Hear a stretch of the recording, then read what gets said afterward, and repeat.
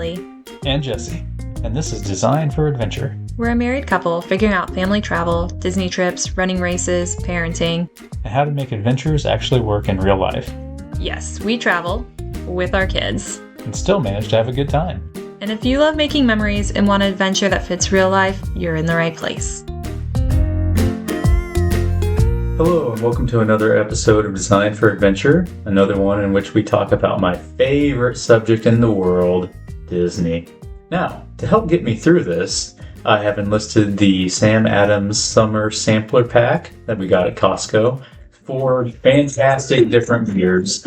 And my favorite is the Porch Rocker. However, one that's pretty similar is the Summer Ale. And I chose that one for tonight because of the higher alcohol content to help get me through this. Okay, Ellie, take it away. Well, it's not that bad. Perhaps. We'll see how this goes. So like you said, we are going to be talking about Disney again. Today, I wanted to continue our Disney planning series and talk about the different parks that are at Walt Disney World. If you don't know, there are 6 parks, basically. 4 parks, 2 water parks, and then add in Disney Springs, which is an outdoor shopping center. There's a lot going on. So I just kind of wanted to go over all of them, family-friendliness, just talk some of the numbers and logistics about each one. So maybe just get you a little more familiar. So when you're planning your trip, you have a little bit more of an idea, especially if you have to decide what parks you want to go to, because you might not be able to hit all of them. So that's the plan of today. All right, where do we begin? The Crown Jewel, Magic Kingdom. Why is this the Crown Jewel? So this was the first park that opened down there, 1971. It's actually the smallest of all the parks at 107 acres. However, it has the most rides at 25 rides and over 40 total attractions. So we're talking rides, shows, parades, character meet and greets, just you name it. This park is jam-packed from the entrance to every corner of rides and different things to do, which some of the other parks have just quiet space or just space that's either utilized by a ride or just like a giant lake, like Epcot. So the big thing with Magic Kingdom is the castle. So when you first walk in, you actually don't see it. You actually have to round the corner because you come in kind of on the side.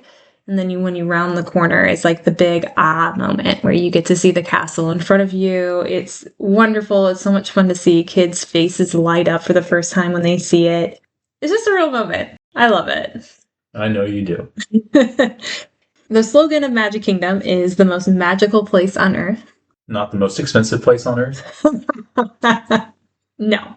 I mean, it can get expensive if you want it to be. But yes, the most magical place on earth.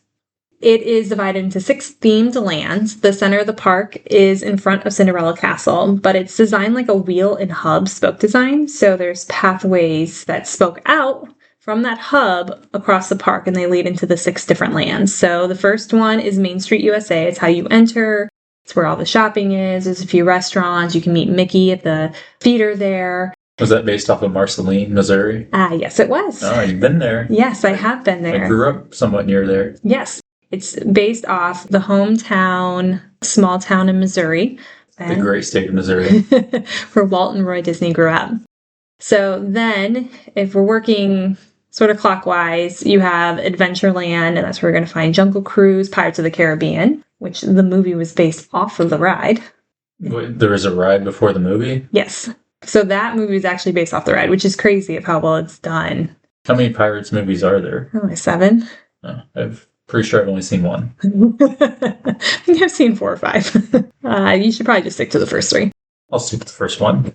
Then Frontierland is after that. That's where you're going to find Tina's Bayou, which is the big drop with the water, the big splash of water. Big Thunder Mountain, which is just recently reopened, which is a little bit more of your roller coaster. And then this is also where they're putting the new Cars themed land in there, is going to be in Frontierland. So it'll be interesting to see what they do with that. I think it's going to be like 5 years till it opens, but they've started construction.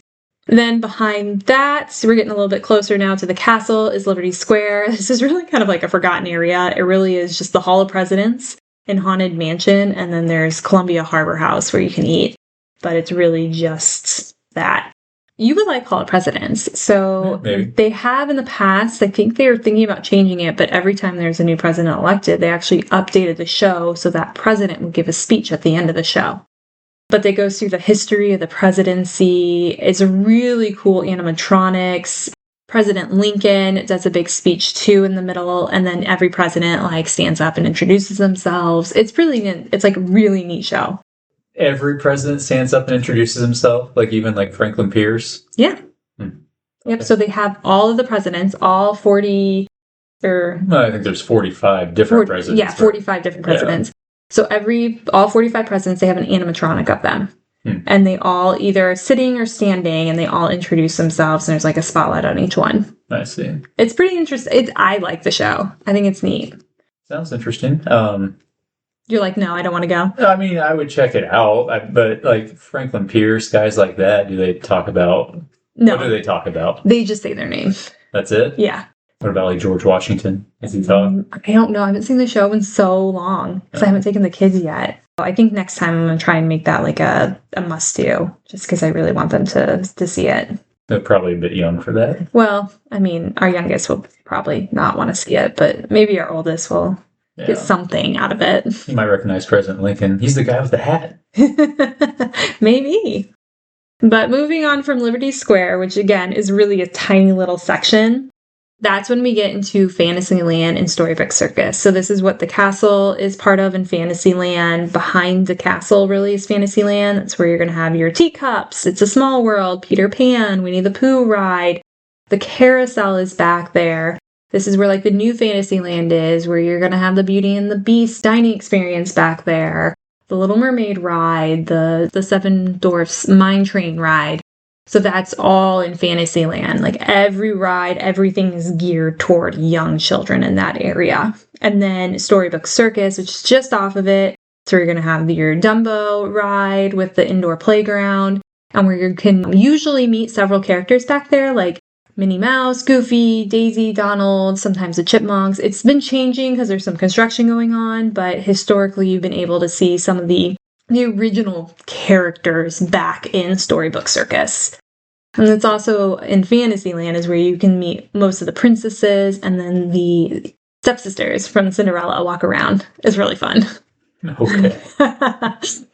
That's where we spend the most of the time when we're with the kids, is that area, just because of all the little kid rides, and they recognize everything. So we will totally avoid that when it's just you and I. Yes, we will totally avoid it. We're going to see the castle. You can't avoid that. Okay.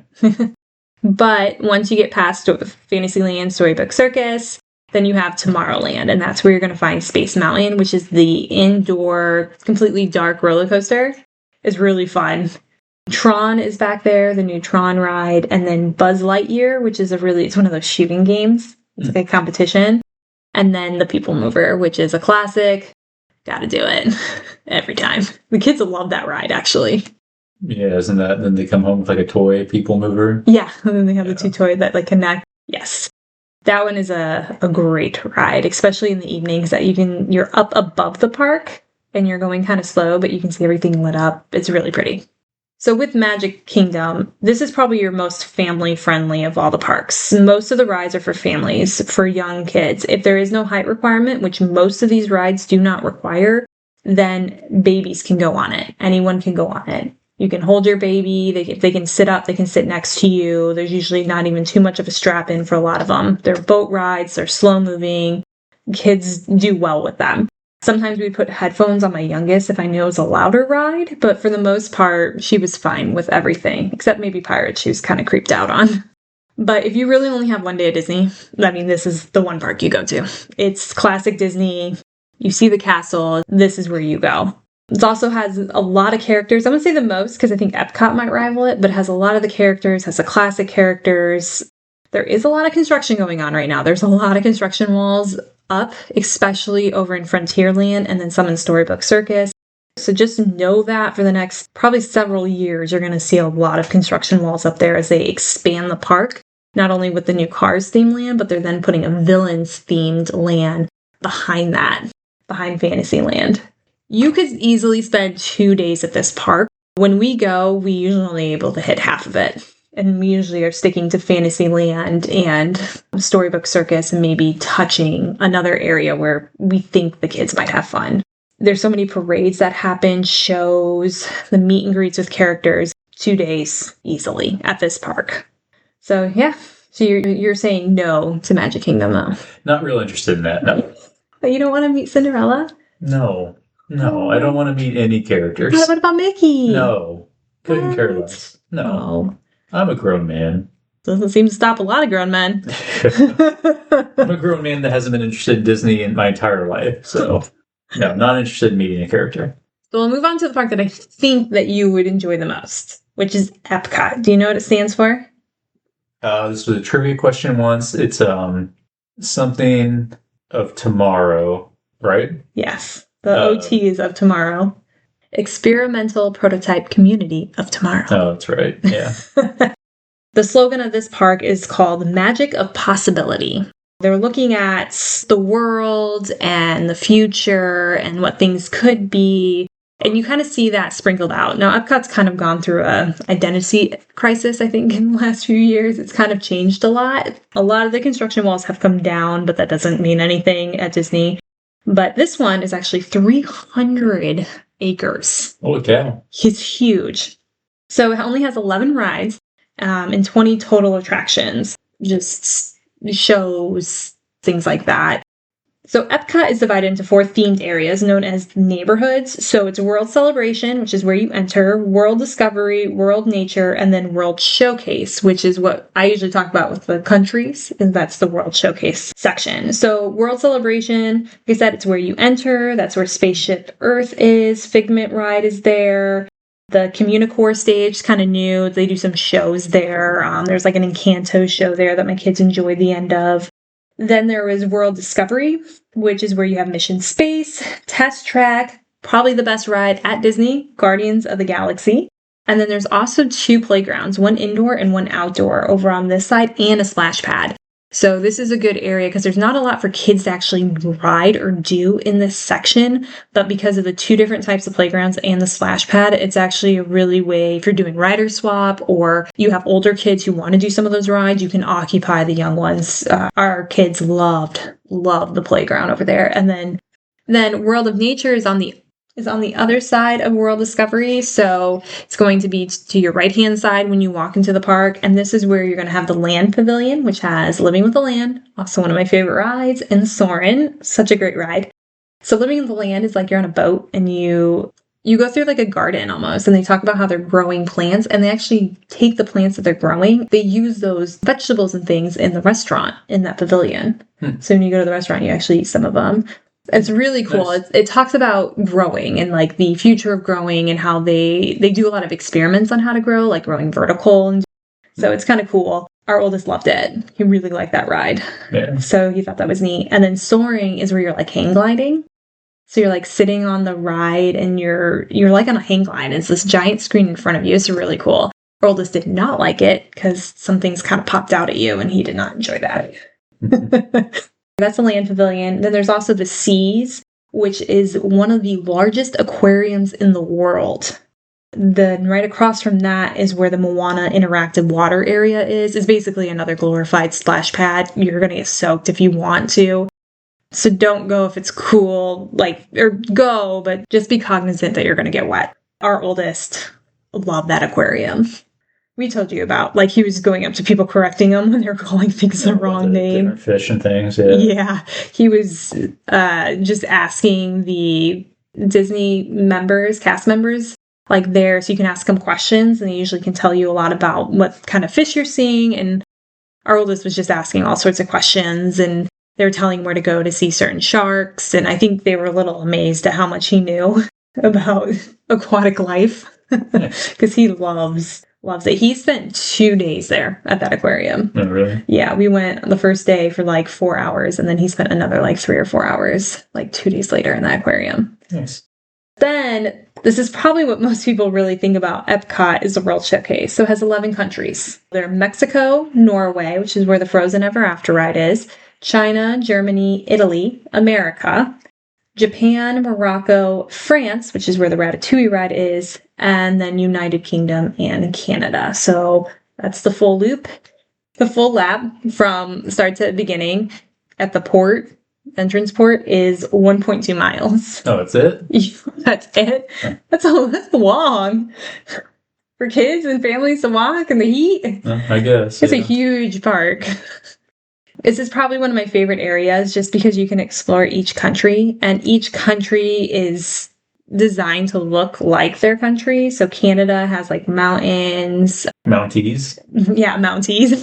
No mounties, but it has like mountain and rock formations. But each country is designed to look like that country. So there's like a mini Eiffel Tower in France. Germany looks like the Marienplatz in Munich, or any kind of Platz in Germany. Really has that feel. Mexico has like the Aztec ruin almost in front of it. Does it look like a ruin, or is it like a temple? A temple. Okay. Yeah. Not in a ruined state? Not in a ruined state, no, like a temple. So they all have different things. Like the United Kingdom has like an English garden in the back that Is the this kids... where you drink around the world? Yes, and this is the big thing. You drink around the world. So the challenge is always to have 11 drinks. So you get one in each country.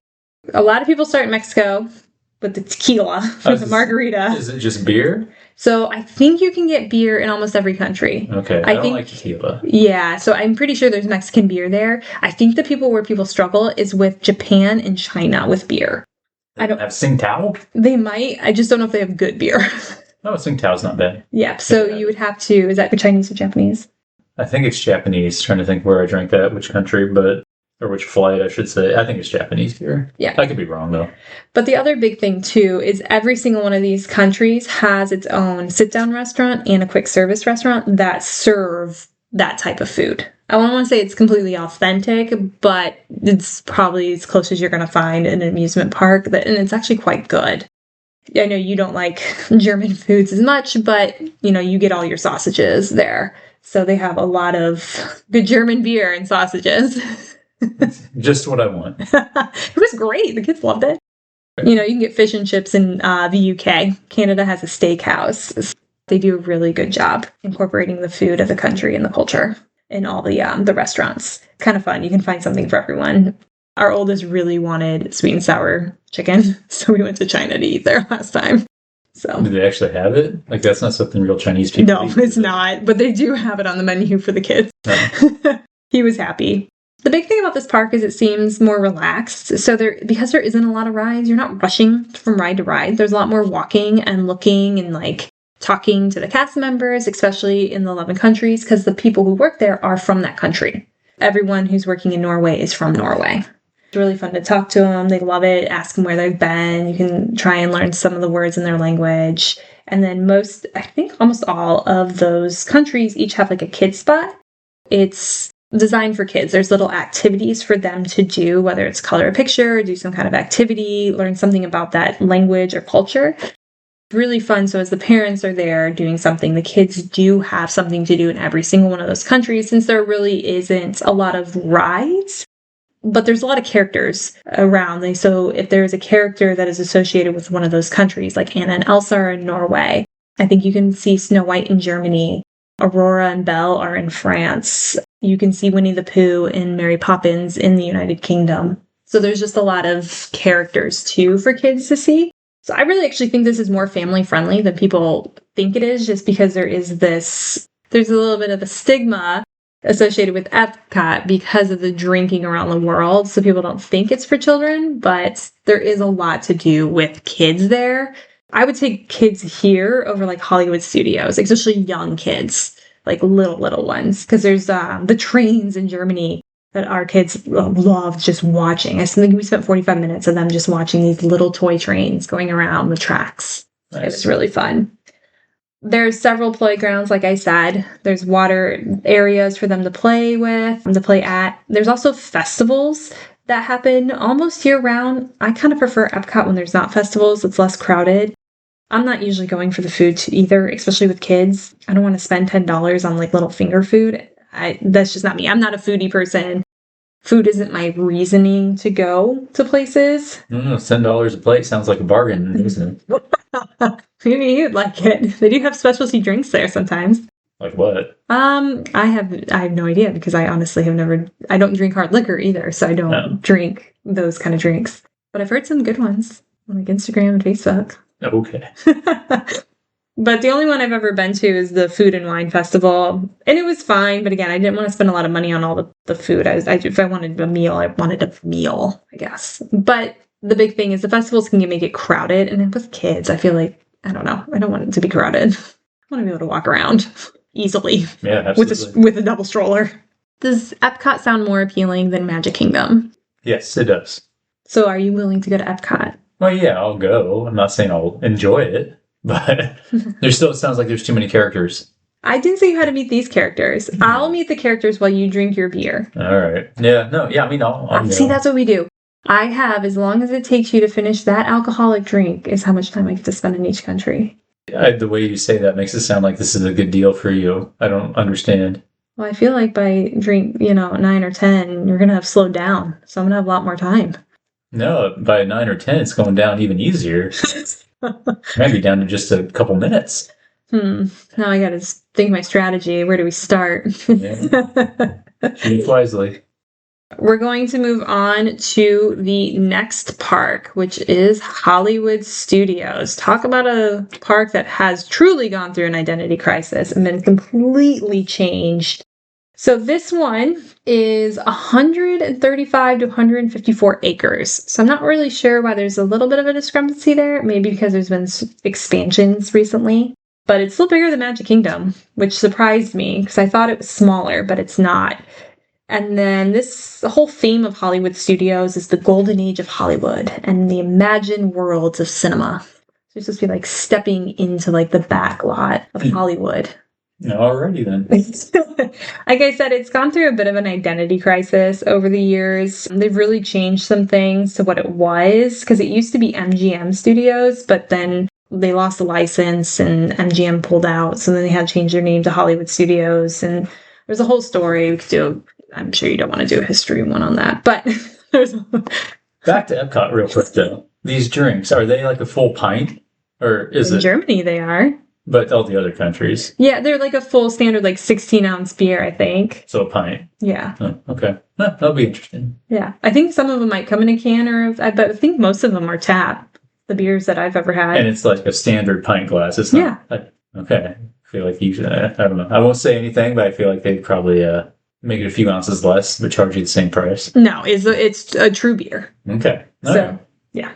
All right. Back to Hollywood or where we're at. Hollywood Studios. So this ride only has 9 rides with 14 to 15 attractions. So again, decreasing in number. But the Hollywood Studios is divided into 7 themed areas, each inspired or by either romanticized versions of real locations in Hollywood and greater Los Angeles or imagined worlds drawn from Hollywood-born stories. So that's where they are able to fit some of these things like Star Wars in here. Hollywood Boulevard, that's where you walk in. The Chinese Theater is at the end. That's where you're drawn to. That's where Mickey and Minnie's Runaway Railway is. Actually a really fun, cute ride. Has a little theme song that will stick in your head forever. I sort of want to take you on it, just torture you with that song, but... An earworm, huh? Yeah, but we'll see. There's actually a really cool, it feels like magic on how they do this one part of the ride, but I'm not going to ruin it for anyone. It's fun. It's a great ride for kids. If you're pregnant, I caution you on this one. It does jerk you around a little bit, especially for small babies. So I rode it pregnant, and I kind of regretted it afterwards, so... Nothing was wrong, but it just really jerks you around. Which child was that? Our youngest, when I was pregnant with her. Oh, all right. Good to know. What's your reference? I was 6 months pregnant. I went to Disney in September. It was fine. From there, there's Echo Lake, which is where Star Tours is, the Indiana Jones show, the Frozen show is there. That is not just for kids. I will say half the jokes are for adults. Do not skip that, especially if you have any Frozen lovers. Go. It is hilarious. I even contemplate taking you there because it's so funny. Okay. They make fun of the show a lot in it. They make fun of the movie, kind of. Oh. But most of those jokes go over the kids' heads and only the adults are getting it. Maybe I could help write. Yeah. So, we'll see. I don't know if we're going to go to Hollywood Studios, but if so, we may go there. And it's just a good place to sit down for a half hour. moving on from Echo Lake, which really does have a bunch of restaurants, we're moving into the Grand Avenue. So there's not much here because they've closed what was Muppets Land or the Muppets Courtyard, and they're making it into the Monsters Inc. land with a new ride, some new restaurants, a new show. That I think is going to be opening sooner rather than later, but it's still going to be a little time for at least the roller coaster they're adding in, but the show and some of the restaurants hopefully will open, I don't know, a year or two maybe. But they've really closed like half of that land down. But one of my favorite and absolute favorite places to eat is Tap House, which is a brewery that's in the, it's in there. They actually brew their own beer? I think it's like a microbrewery. I'm not sure if they brew it there or offsite it, but it's really good beer. And I think they do have some local beers as well. So they have a really large variety. And then they have, for food, it's really just like a charcuterie board and then like a German pretzel. But honestly, between like 3 or 4 people, we've gotten both and like we've been full. I see. I know how you feel about those things, but I'd pass. I like the beer. Yeah, you would like the beer. The beer's really good there. And it's just a good place that people watch too. Because it sits right outside the entrance to Star Wars Land or Galaxy's Edge. So this is where you're going to get Rise of the Resistance, Smuggler's Run, and the whole Star Wars themed everything in there. This is like you walk through like a cave almost to get to it, and then you're completely immersed into Star Wars. You walk back a little bit farther, you see the full replica of the Millennium Falcon, which is really cool. And then there's just a lot of little hidden details for any Star Wars fan throughout this entire land. I want to explore it, but the times I've been there have been either it's insanely busy because it just opened, or I'm with my kids and I just don't have time. So one of these days, I'm gonna go through it completely and just look at all the details they have just hidden everywhere. You go do that and I'll hang out the Tap House. Ooh, that's a good idea. Yeah. I like that idea. Will you at least Rise of the Resistance with me? It's a really good ride. Is it a roller coaster? No. I don't know. I'll look into it. Don't look into anything. You just say yes, dear. Not with you. I will make this a great vacation for you. Yeah, I remember our trip to Cedar Point. I didn't know things about you until then. I didn't know you didn't like roller coasters. It's not that I didn't like roller coasters. I was fine with them until I went to Cedar Point, and then I'm not fine with them anymore. These aren't like those kind of roller coasters. Okay. There isn't one. The most intense roller coaster at Disney World is probably like a kiddie ride at Cedar Point. I'm not kidding. All right. Yeah. Remember, family friendly. They're catering to a different. And Cedar Point isn't family friendly? I would say that's adult friendly. That is a 14-year-old and up friendly. Yeah. But so moving from Star Wars, you can enter in Toy Story Land, where you find Slinky Dog Dash, which is our oldest favorite ride. Toy Story Mania, which is another one of those shooting games, like competition ones. And then Alien Swirling Saucers. So Toy Story Land is supposed to be you've entered Andy's backyard. So you've shrunk down, you're the size of a toy, and everything is larger than life. So, the toys are life size. This is where you can meet Woody, Buzz, Bo Peep, I think Jesse too. But yeah, they have like Woody's lunchbox, and everything is just like all the toys are life size, and you're like in his backyard in the grass. It's hotter than hell here. I do not enjoy this area of the park. It's loud. The colors are bright. There's no shade. This is where our oldest had a meltdown, and I had to carry him out of the park crying. I thought this was the happiest place on earth. I would do this part of the park at night if I could. Like, do it at night or do it first thing in the morning and get the heck out of Dodge. Like, it was intense. It's just concrete everywhere, and I don't understand it. But it is. But coming from Toy Story Land, you get into Animation Courtyard, which is where there's like a little movie about Walt Disney. There's a little museum about Walt Disney's life, the making of the Walt Disney Company. Little Mermaid show. There's an new indoor playground coming. Don't think it's opened yet, but it will be opening sometime this summer. And then a brand new Mickey Mouse Clubhouse dance party, which was not open when we went in February. But I'm so excited. We're so going to that next February. We. Not you. Okay, thank you. The kids when we go back in February. Excellent. Yeah, I would never take you to that. I would never go by myself into that as an adult if I didn't have a child. Well, I was concerned that you were taking me. You don't want to dance? You don't want to do the hot dog dance? No, I don't.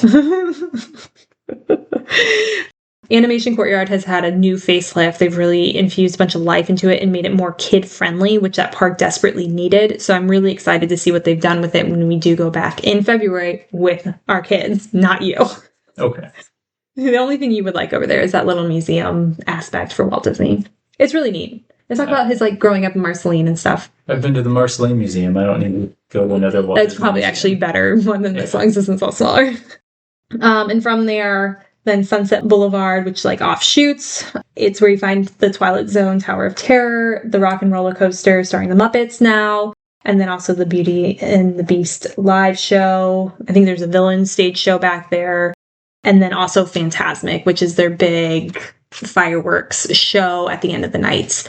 Fantasmic isn't my favorite. People might come after me for that comment, but it's not. I don't tend to make time for that one. If I can do it, I do it. If not, I don't feel like I've missed much. I don't know. The big thing with Hollywood Studios, it's some of the biggest rides. They have the most roller coaster with height requirement rides. There's really only 2 things that don't have height requirements that little kids can do, which can be a bit of a problem. This is why I would choose Epcot over Hollywood Studios. Even if you have Toy Story lovers or Frozen, your kids aren't going to know that exists unless you've shown them pictures or something. I would go to Epcot. Like I said, Toy Story Land is hot and it is overwhelming because it's so crowded. There's no shade. Our son just lost it. I think Epcot is the better of the two for kids. It is the hardest park to do with littles. Now, obviously, if your kids are going to be 6 or 7 or maybe even older, this park might have more, interest for them. But I would skip it if you have little kids, or maybe just make it a half day and just hit the Frozen show and maybe 1 or 2 rides in Toy Story Land. Or if you're a huge Star Wars fan, then obviously you have to go. So our last park of the 4 parks is going to be Animal Kingdom. It's the most recent one. It opened in the late 90s. So this park is 500 acres. My goodness. Yes. Now, 110 of it is part of the Kilimanjaro Safari ride.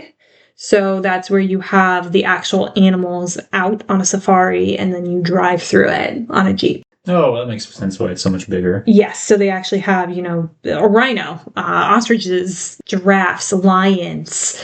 I think they have some leopards or cheetahs. It's crazy. But this only has 7 rides and 14 attractions. So the least amount of all the parks, but it is the biggest. But yeah, you took a huge section of that just for that ride. So the description, it's home to over 2,000 animals across 200 different species.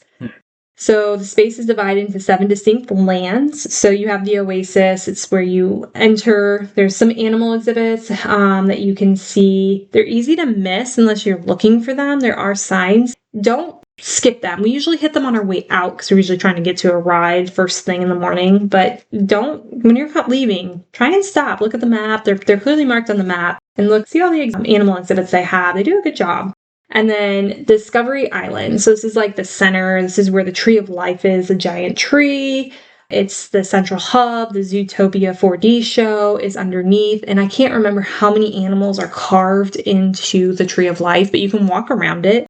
Me and my mom did it once. We spent probably over an hour looking at all of the different animals that are carved. Some of them are really hidden. You have to search for them. It's really cool.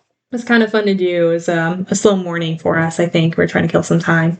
And then from there, you have your different lands from the Discovery Island. So to your left is going to be Pandora. So this is the world of Avatar. This is where Flight of Passage is, Navi River Journey. This is probably the most beautiful park at night. Unfortunately, Animal Kingdom is never open at night and closes super early because of the animals. So you only get to see it at night, in the winter. It's crazy, but the ground lights up. Nice. Yeah.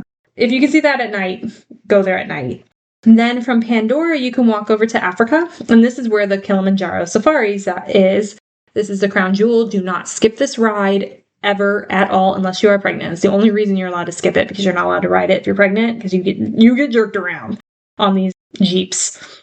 This is where the Festival of the Lion King show is. Again, this is the one show. Do not skip the show. It is incredible. The singing, the acrobats, the dancing is just phenomenal. Our son still talks about the spider monkeys from the show. And then here, Gorilla Falls is in here too, which is a walking path with more animals. And Africa, they do a really good job. They actually went to Africa, looked at some villages, and they created this I don't say fake village, but it is a fake village that looks like it's in Africa and you're getting ready to go on a safari. It's really cool.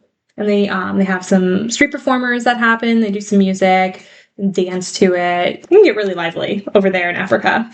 Then from there, you can go to Rafiki's Planet Watch. So this is where you get on a train and go back to a section in the park. This is where Bluey and Bingo now are. So you can meet Bluey and Bingo. In Africa? So no, this would be considered more of Australia because they also have kangaroo exhibit that you can walk through. I do believe that's going to be open now.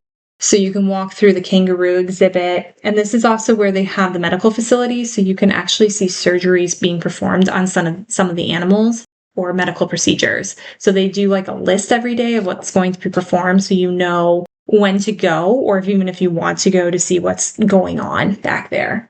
It's really supposed to be more of a learning experience about animals, animal care, veterinarian care.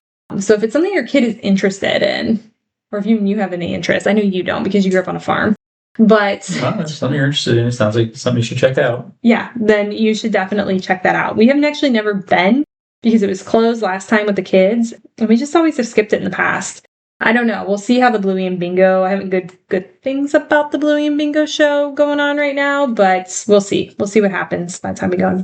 Then next to that is Asia, which is where you're going to have the Expedition Everest, which is an awesome little roller coaster. I took my son on it. He was a little scared because it broke down in the middle of it. So maybe not okay for a brand new 5-year-old. Maybe wait till they're 6 or 7 for that ride. Kali River Rapids is there. It's a water show. The Maharaja Jungle Trek is over there with more animals. Feather Friends in Flight show. It's a bird show. It's pretty cool. That's there as well in Asia. Yak and Yeti, a good restaurant. That's over in Asia. And again, it looks like parts of it looks like you're like kind of in Nepal, like getting ready to go hiking in Everest. Expedition Everest like leans into the whole Yeti lore, and you're like going to search for the Yeti. Oh, nice. That's cool. Yeah, the queue is actually really cool because it's like, I'm gonna say it's like a museum. I don't know how much is real and how much is fake, like Disney created, but of Yeti sightings and footprints and things and trying to prove that the Yeti is real. So I enjoy so much looking at it, and it looks like backpackers, have left their gear there. It's really cool. So that's one of the queues I don't mind actually waiting in, just because of that. Backpackers have left their gear there. Is that to like symbolize people that have died on Mount Everest? Maybe that the Yeti has gotten to them. Oh, yeah, that's even better. I like that better. Yes. So it's a very well-themed queue. Don't be afraid of that queue, and it usually moves pretty quickly. They also have a single rider line, which is usually what I end up doing for time-wise, because I usually like to ride that ride more than once, because it's really fun. And then, usually, from Asia, working our way clockwise around Discovery Island was Dinoland. That is now extinct. They've closed that down, and it's now going to be Tropical Americas, which is where they're going to have a new Encanto ride and Indiana Jones ride. I have no idea when all of that's going to be open. Right now, it's just the Finding Nemo show that's over there, and I think it's just a pass-through. They're also supposed to have another playground, I think, in there, which should be good. So we'll see, but right now it's kind of an area you can just skip. It's nothing but construction walls. Oh, I did have it written down. So the Tree of Life stands 145 feet tall and features more than 300 animal carvings on its trunk. So it's pretty cool to look at. Interesting. So the biggest thing with this park is it closes the earliest. It opens the earliest, but also closes well before. It's usually closing around 6 or 7 o'clock at night. Doesn't have any nighttime show or anything, and it's for the comfort of the animals. They don't do fireworks because of the animals, which makes sense. And usually I think they're just trying to let the animals rest at night. So it is under a lot of construction right now. It's just something to keep in mind with the Animal Kingdom. Unfortunately, I think this park gets skipped a lot, and I'm not going to say I disagree with that. Of all of them, it is considered a zoo. I did look it up. It is on like the zoo list, but it's not a zoo. There's way more to this park than a zoo. Like Pandora, which is I don't want to say mythological, but it's like a made-up world with animals. And there's just way more to it than that. So you have your rides and you have your shows, and they do a really good job, though, of exhibiting the animals to you. The safari ride's awesome. We had, was it an ostrich or a giraffe, stuck their head into our Jeep once. And then we had a rhino. I swear he was playing chicken with us once too. That was a different one. We sat there for a while until the rhino decided to move. We're like, we're not doing anything. We saw some elephants making babies once. That was interesting too. So yeah. All right. Well, I feel sufficiently enlightened on the happiest place on earth. I think you want to talk about a couple of other things, or are we going to save that for a It's not second happiest part? place on earth. It's a magical place on earth. Happiest place on earth is Disneyland. What's the difference? Disneyland's in California. We're not talking about Disneyland? We're talking about Disney World. What's the difference? One's in Florida, one's in California. There's a huge difference. All right. On that note, bye. Hope you enjoyed it. Thank you all for listening. Hopefully this helps just to spread the light on the 4 different parks that are available. On the next episode, we're going to go over the water parks and the different type of ticket options that are available to you. So hopefully this helps on someone who's maybe thinking about a Disney trip, and see you on the next show. Thanks. Bye. Thanks so much for listening to Designed for Adventure. If you enjoyed this episode, make sure you're following the show and leave a quick review. It really helps more families find us. You can also find us on Instagram at Designed for Adventure Pod and Facebook at Designed for Adventure. Until next time, don't be afraid to get out there and have an adventure.